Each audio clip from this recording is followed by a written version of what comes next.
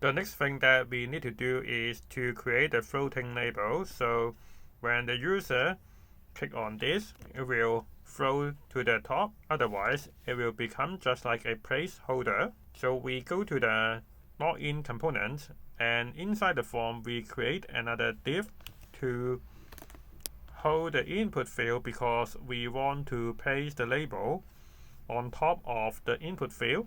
So we have to use the class name of relative, and then we create a label that with the class name of absolute.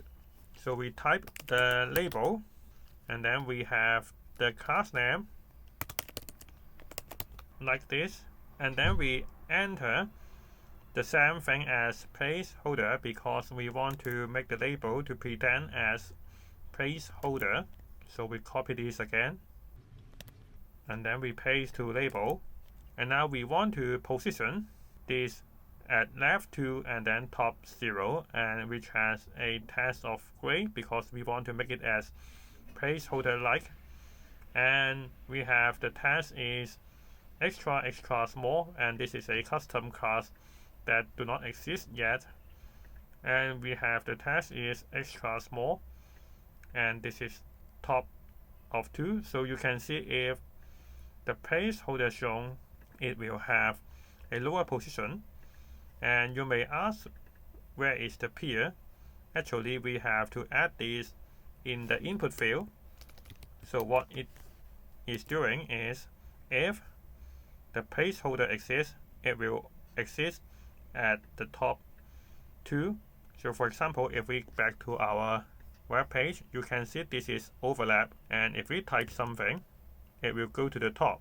But you can see the size of the label is very large because we haven't had this class yet. And the next thing is we have pointer event none, because if we do not have this class, you can see we cannot click on typing because it is blocked by this label.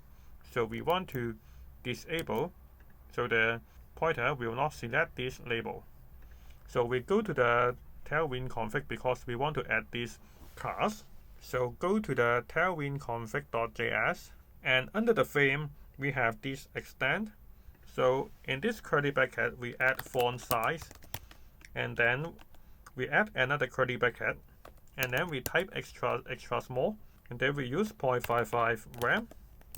Now if we back to our web page, you can see this is much more makes sense. If we add something here, you can see it go to the top. If we delete this, it back to the bottom. But now you can see this overlap with the placeholder, and you may think that the solution is to delete this placeholder, but you cannot do this because, for example, if we go to the placeholder and then we delete this one, now you can see whenever we type something here, the label still exists. This is because this is triggered by whether the placeholder is shown. So if actually there's no placeholder, it will never be triggered. And the next solution is maybe you want to delete this one, so the placeholder exists, but actually it also don't work because now if we type something, the label still at the place. This is because it takes it as no placeholder. So what we can do is we add another class name, which should be placeholder transparent. So when we save it and we delete this word, now you can see the placeholder already become transparent. What you can see now actually is the label.